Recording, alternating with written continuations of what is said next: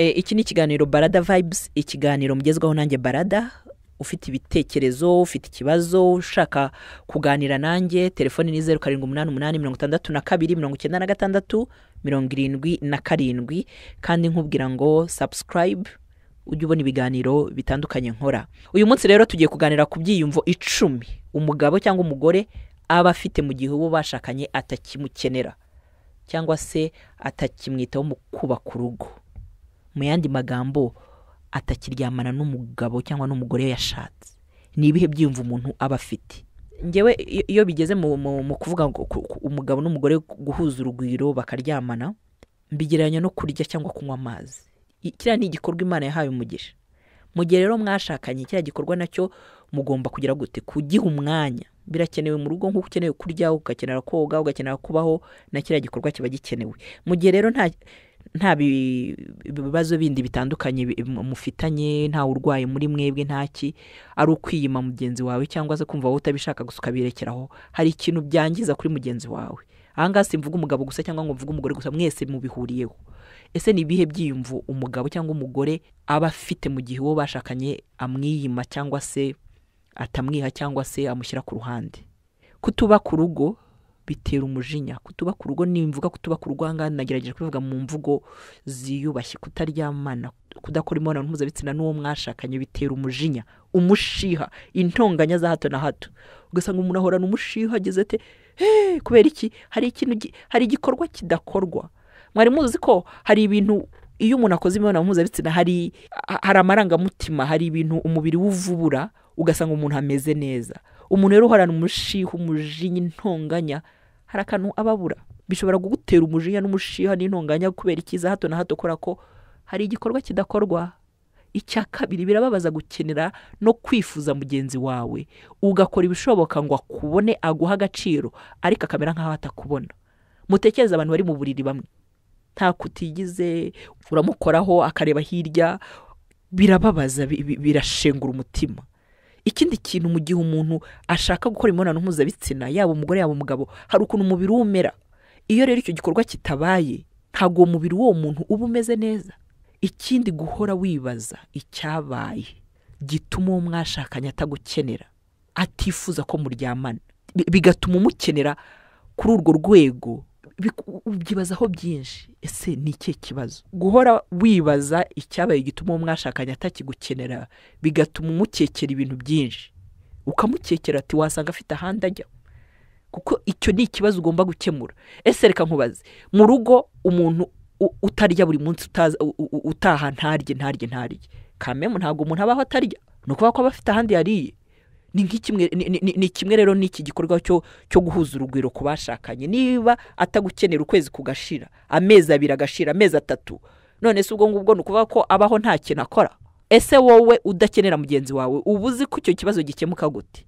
Mujye mubyibazaho. Ariko ikindi rero, umugabo cyangwa umugore utaryamana cyangwa se utahuje urugwiro n'uwo bashakanye, aba yumva ari wenyine, agahora yumva ari wenyine, kandi ku ruhande ararana n'umuntu. Hari umuhanzi witwa Ibyiyumvo yaririmbye indirimbo, iteka iyo nyumvishe birambabaza. Akavuga ngo wari wumva uri wenyine kandi uri kumwe n'umuntu. Iyo ndirimbo muzayumve, ukumva urihebye, ukumva urababaye, kandi iruhande rwawe hari umuntu mukundana, mwashakanye.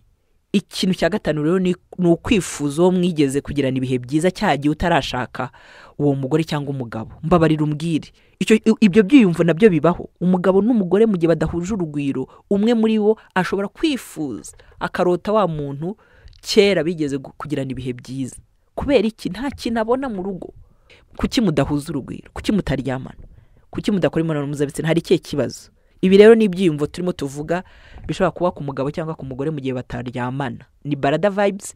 Mbibutsa yuko ufite igitekerezo cyangwa se nawe hakaba hari ikintu ndimo mvuga ngaha yenda, cyangwa se hari icyo nibagiwe, nawe muri commentaire wabishyiramo. Ikintu cya gatandatu rero, cyangwa se ibyiyumvo bya gatandatu umugabo cyangwa umugore ashobora kugira mu gihe adahuza urugwiro n'uwo bashakanye, ni uguhangana n'ikigeragezo cyo kudaca inyuma uwo mwashakanye. Aragufite ariko ntagufite, murararana ariko nta gikorwa kiba.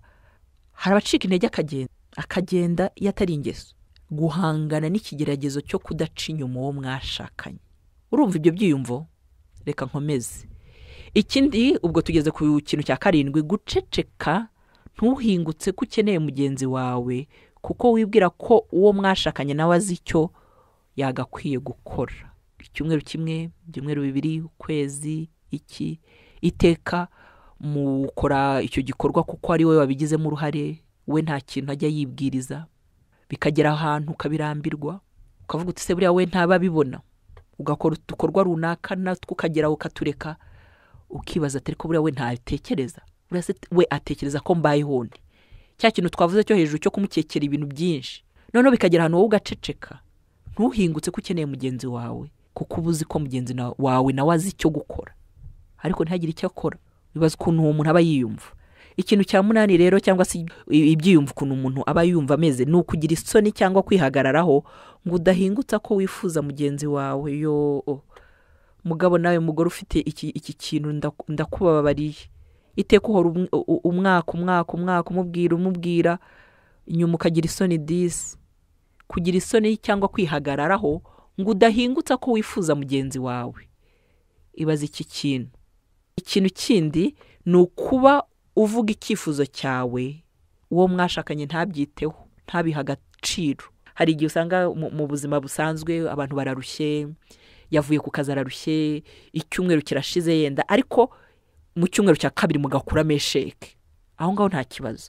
Ariko ukwezi kurirenze, ukwa kabiri kurirenze, nta ndwara uzi mugenzi wawe afite, ari mu rugo arataha buri munsi, ntabwo ari wa muntu ukorera kure. Sibyo, hari ibintu bitagereranywa. Umuntu uri kure kameme ntabwo uzavuga ngo ibi byiyumvo umuntu babana azabigira. Hoye nawe ntahari, urabyumva neza. Ariko umuntu mubana umunsi ku munsi, ijoro kurindi, ukageza ahantu umuntu umugabo cyangwa umugore akagira bino byiyumvo, ni ikintu kiba kibabaje.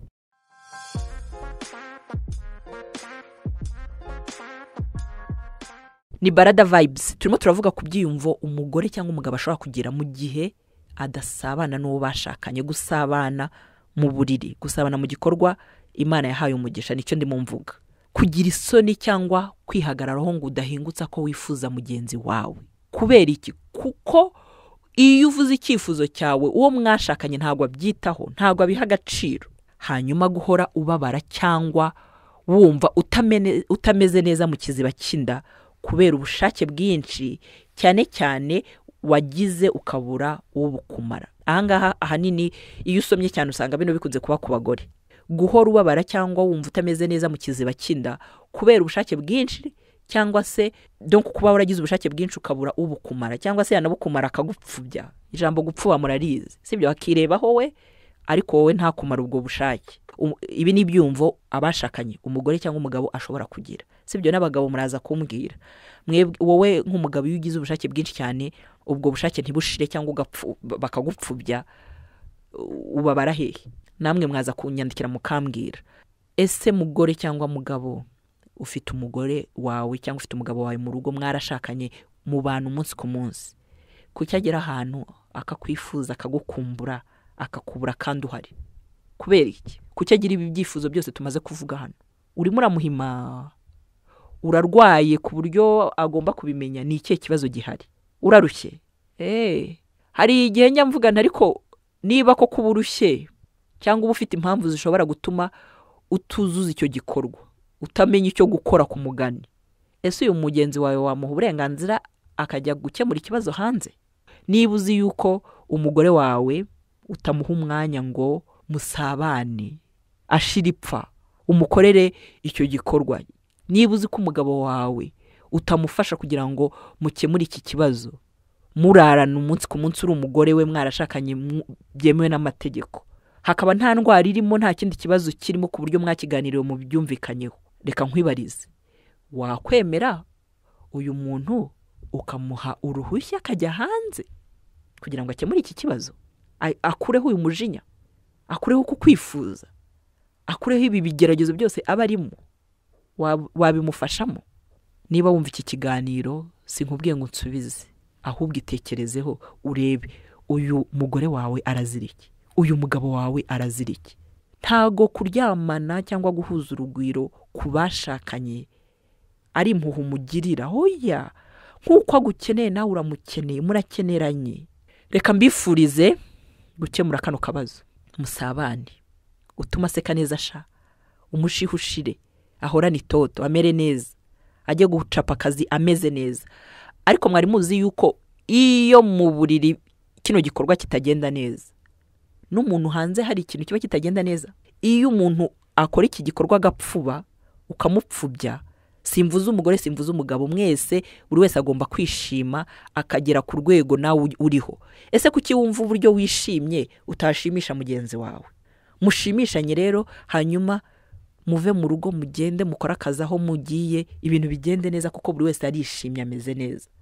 Wituma atekereza wa undi wa kera ngo asubire mu bihe byahise amere nk'uri musubiza filime inyuma kubera ikintu abura. Ariko umbwira gute ukuntu umugore cyangwa umugabo agira hano agira isoni zo gusaba mugenzi we ati wamfashije, mugenzi we ati dukora ibintu bibe randevu, nkuko usaba ngo ndashaka kurya umuceri, nkuko uvuga uti nkumbuye akanyama. Niki gikorwa mwana gishyire muri gahunda. Wikwima mugenzi wawe, kwima mugenzi wawe no kumuhohotera, no kumubuza uburenganzira bwe, keretse niba hari ikibazo mufitanye, keretse niba hari umwe urwaye, keretse niba hari impamvu ziki. Kandi izo mpamvu nazo ntabwo ugomba kuzigumana wenyine ngo wowe ushyire hari, oya, bishyire hano mu biganira bimenye. Avuga ati umunsi azakira cyangwa bizacamo. Niba mubana rero umunsi ku munsi, atari umuntu uri mu rugendo cyangwa atari umuntu ukorera kure, ari umuntu utaha buri munsi, mugerageze. Ukwezi koko, amezi 3-5, nta gakuru nta kintu. Reka nkwifurize ko uwo mwashakanye, uwo mugabo wawe cyangwa uwo mugore wawe, muhuza urugwiro. Nicyo mbifurije nsoza iki kiganiro. Nari Barada, iyi yari Barada Vibes. Igitekerezo, ikibazo byose ubyohereza kuri 0788 62 96 77. Kandi nkwibutse yuko ushobora gukora subscribe ndetse ugasharinga n'iki kiganiro kubukeka bashobora kumva iki kiganiro kikabagirira akamaro. Murakoze cyane, ndabakunda.